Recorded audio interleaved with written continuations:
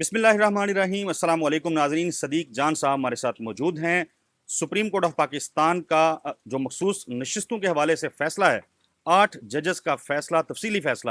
پورا ملک اس کے انتظار میں ہے، لیکن جسٹس منصور علی شاہ صاحب انہوں نے اشارہ یہ دیا ہے کہ شاید یہ فیصلہ گرمیوں کی چھٹیوں کے بعد آئے گا۔ دوسری جانب جو بڑی پیش رفت ہے، لگاتار تیسرے دن انہوں نے ایک اور اہم خطاب سامنے آیا، جہاں پہ انہوں نے اپنے فیصلوں کے اوپر، سپریم کورٹ آف پاکستان کے فیصلوں کے اوپر عمل درآمد کروانے کے حوالے سے بڑے اہم جو گفتگو ہے وہ کی ہے۔ صدیق جان صاحب سے جان لیتے ہیں کہ یہ کیا معاملہ ہے، کیوں اب یہ تاثر پیدا ہوا ہے کہ فیصلہ گرمیوں کی چھٹیوں کے بعد آئے گا۔ بہت شکریہ چودھری صاحب، ایک تو آپ نے میرا تعارف کرایا ہے، شاہ صاحب بھی ہمارے ساتھ موجود ہیں، حسنین شاہ صاحب۔ اچھا چودھری صاحب، یہ معاملہ یہ ہے جو آپ نے بات کی نا منصور علی شاہ صاحب والی، ایک تو شروع میں ظاہر ہے اس پہ میں بہت زیادہ بات کر چکا ہوں کہ منصور علی شاہ صاحب نے جو اسپیچ کی جس میں انہوں نے کیٹیگوریکل کہہ دیا کہ سپریم کورٹ کے فیصلے پر عمل تو کرنا ہوگا، اور میری انڈرسٹینڈنگ چودھری صاحب یہ ہے کہ منصور علی شاہ صاحب فیصلہ کر بیٹھے ہیں کہ اگر اس فیصلے پہ عمل درآمد نہ ہوا تو حکومت کے لیے بہت کنسیکوینسز ہوں گے۔ آپ ان کے پہلے اوپن ہیئرنگ میں ریمارکس، پھر وہ پینشنر والا کیس جو تھا اس میں ریٹرن آرڈر آیا، اس میں انہوں نے دبے الفاظ میں کہہ دیا ہے کہ بھائی پھر حکومت گھر جائے گی۔ اور تیسرا اب انہوں نے جو خطاب کیا، یہ 84 گھنٹوں میں تیسرا ایک میسج تھا۔ دیکھیں مجھے لگتا ہے کہ ججز نے نا حسنات ملک صاحب کے مشورے پہ عمل کر لیا۔ اچھا، یہ جو آپ نے بات کی نا کہ منصور علی شاہ صاحب نے کہا کہ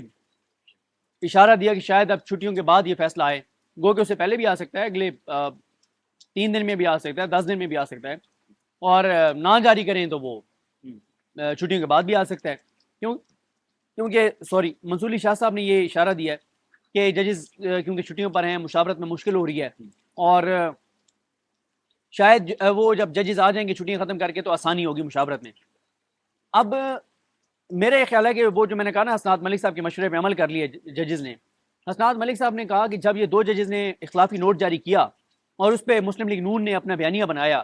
اور نون لیگ نے اس کے اوپر پریس کانفرنسز کی، اور ان 2 ججز نے جس طرح سے عظمہ بخاری، ہنا پرویز بٹ اور عطا تاڑ والی زبان استعمال کی فیصلے میں، مطلب پتہ نہیں ان کو جسٹس بھی کہنا اب درست ہے یا نہیں ہے، جتنی سطحی انہوں نے زبان استعمال کیا اور جس طرح سے انہوں نے ان ججز نے جو لکھا ہے، مطلب انارکی اور انتشار پھیلانے کے لیے۔ میرے خیال ہے ایک تو منصور علی شاہ صاحب مسلسل جو بات کر رہے ہیں نا، یہ اس لیے کر رہے ہیں کہ وہ میسیج دے رہے ہیں کہ یہ جو 2 ججز نے لکھا ہے یہ گھٹیا حرکت کی ہے، یہ انتہائی سطحی حرکت کی ہے، نیچ حرکت کی ہے، غلیظ حرکت کی ہے، اور انہوں نے جو ملک کو انتشار کی طرف لے جانے کی بات کی ہے، ایسے نہیں چل سکتا۔ عدلیہ کے فیصلوں پر عمل درآمد کرنا ہوگا، کرنا ہوگا، کرنا ہوگا، کوئی آپشن نہیں ہے آپ کے پاس اس کے علاوہ۔ میرے خیال ہے زیادہ وہ جو ان کا زور ہے نا وہ اس وجہ سے ہے، ان 2 ججز کے نوٹ کی وجہ سے۔ باقی جہاں تک بات ہے، اب انہوں نے جو اشارہ دیا ہے کہ ہمیں کوئی جلدی نہیں ہے تفصیلی فیصلہ جاری کرنے کی، کیونکہ اس میں حسنات ملک صاحب نے یہی کہا تھا کہ اب 2 ججز کے خلافی نوٹ کے بعد اگر یہ 8 ججز اپنا تفصیلی فیصلہ جلدی جاری کر دیں گے تو میسج آئے گا کہ جناب یہ انہوں نے پریشر میں آ گئے، اور انہوں نے یہی کہا تھا کہ بہتر یہی ہے کہ اب یہ آرام سے جاری کریں۔ دیکھیں مسئلہ یہ ہے کہ اگر وہ نہیں کرتے 10 15 20 دن، نقصان تو کوئی نہیں ہے، نقصان اس لیے کوئی نہیں ہے، دیکھیں یا تو یہ ہوتا ہے نا کہ الیکشن کمیشن سپریم کورٹ کے فیصلے کو غیر مؤثر کرنے کے لیے قانون سازی کی گئی ہے، اس قانون سازی پر وہ یہ کرتے کہ اب کیونکہ قانون سازی ہو گئی ہے، سپریم کورٹ کا فیصلہ امپلیمنٹ نہیں ہو سکتا، لہٰذا ہم یہ نشستیں جو ہیں وہ 77 جو ہیں وہ چوروں ڈاکوں لٹیروں میں تقسیم کر رہے ہیں، وہ تو ہے نہیں، تو خالی پڑی رہے سیٹیں۔ اصل تو جو مسئلہ ہے وہ ہے 2/3 اکثریت کو روکنا، اصل ہے متناسب نمائندگی کا اصول، اصل یہ ہے کہ قاضی فائز عیسیٰ صاحب کو ایکسٹینشن دینے کے لیے نمبر گیم پوری حکومت کے پاس نہ ہو۔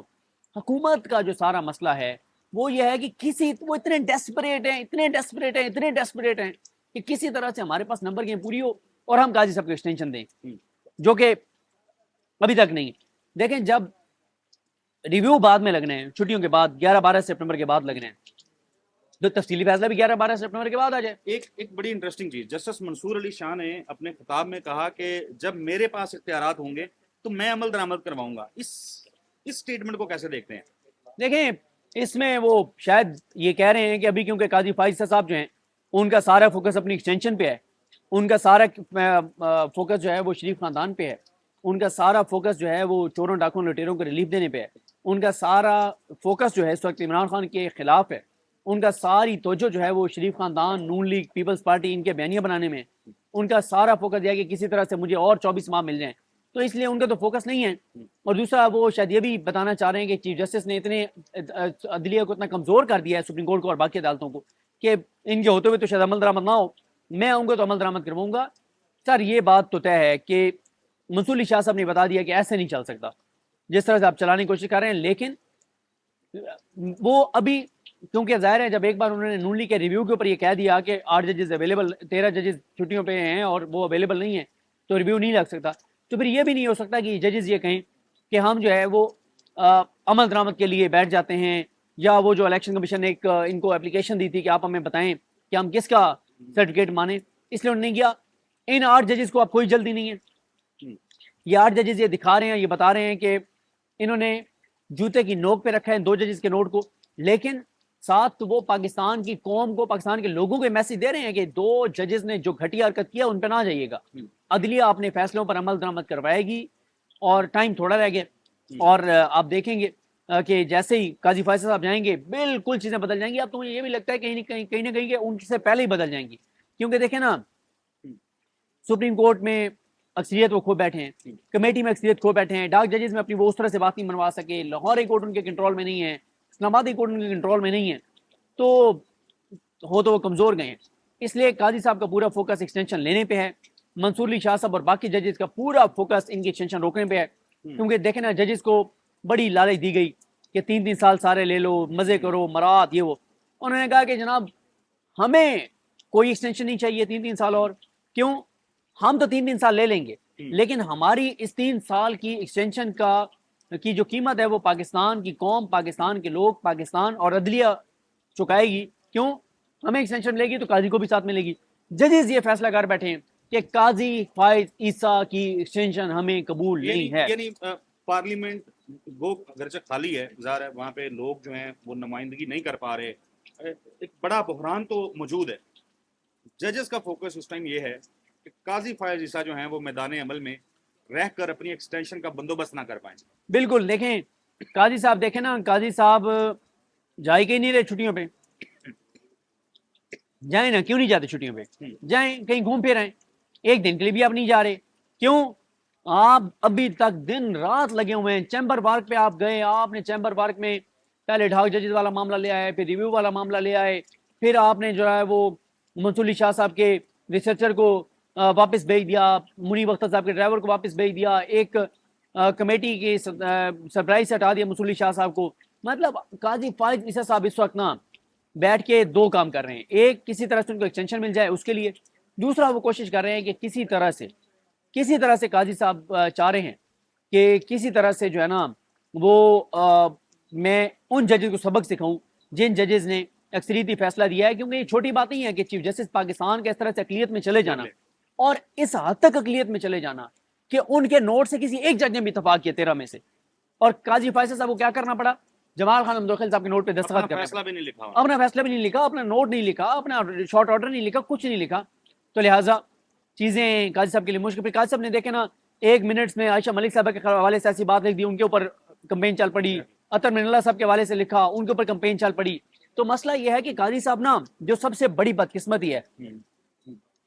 بلکہ خبر بھی آئی تھی کہ قاضی صاحب نے بہت ایک میٹنگ میں بہت شاؤٹ کیا تھا ججز پہ, اور بہت شاؤٹ کیا تھا, بہت بدتمیزی کی تھی ججز کے ساتھ. اور اب جو ہے وہ ان ججز کے جو اکثریتی فیصلے والے ججز ہیں ان کے خلاف ایک چیزیں کر رہے ہیں. تو یہ چیزیں کسی بھی چیف جسٹس کو زیب نہیں دیتی, کسی بھی جج کو زیب نہیں دیتی. مطلب آپ ایک چیف جسٹس پاکستان ہیں, 25 کروڑ کا ملک ہے, 25 کروڑ کے ملک کے چیف جسٹس کو کیا یہ چیزیں زیب دیتی ہیں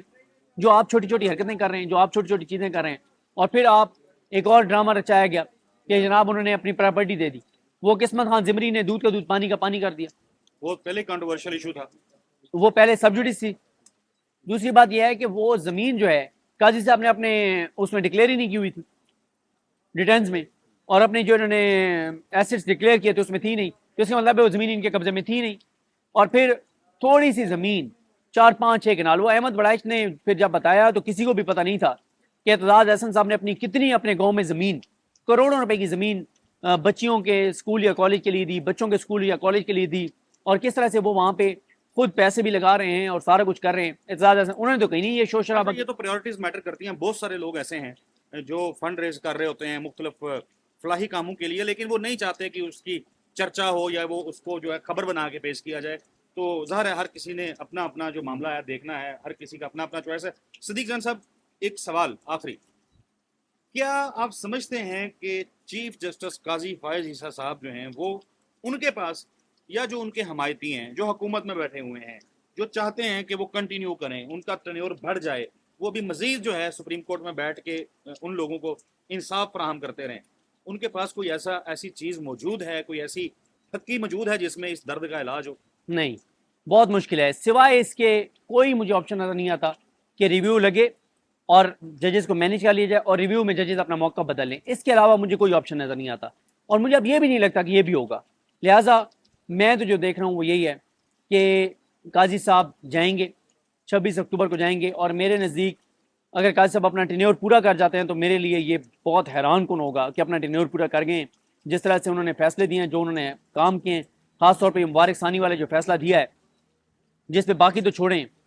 इस्लामी नजरियाती कौंसिल ने भी उसको मुस्तरद कर दिया है। मुस्लिम लीग नून के एम ने अंजुम मकीर का खिताब सुन लें तो काजी साहब अपना टेन्योर पूरा कर जाएं तो बड़ी बात चलें, है। जाते जाते आपका फ़ायदा उठाता हूँ मैं। बहुत सारे लोग, बहुत सारे तज्जियाकार जो हैं वो काजी साहब की सुप्रीम कोर्ट में मौजूदगी जो है उसको गारंटी समझते हैं इस हुकूमत का टाइम पीरियड, या जितना अरसा काजी साहब हैं वो समझते हैं कि ये हुकूमत भी रहेगी। बहुत सारे लोग कहते हैं कि जिस तरीके से काजी फाइज साहब जो हैं बैक फुट पे हैं, उनको ज़ाहिर उनका जाना नज़र आ रहा है, इसी तरीके से बहुत सारे लोग कह रहे हैं कि हुकूमत जो है उसका भी जाना नज़र आ रहा है। इन दोनों चीज़ों को जोड़ा क्यों जा रहा है? देखें, मेरा ख्याल है चौधरी साहब, इसके ऊपर ना मेरे पास कुछ इन्फॉर्मेशन है। मेरा ख्याल है यहाँ से इस वीडियो को ख़त्म करते हैं, यहीं से अगली वीडियो शुरू करते हैं, फिर मैं आपको बड़ी इंटरेस्टिंग बातें बताता हूँ। चलें, बिल्कुल ठीक है जी। सदीक जान साहब, बहुत शुक्रिया। नाजरीन, गुफ्तगू आपने मुलाहजा की क्यों एक दूसरे से जोड़ा जाता है, इसके ऊपर बात करेंगे अपनी अगली वीडियो में। तब तक के लिए अल्लाह हाफिज़।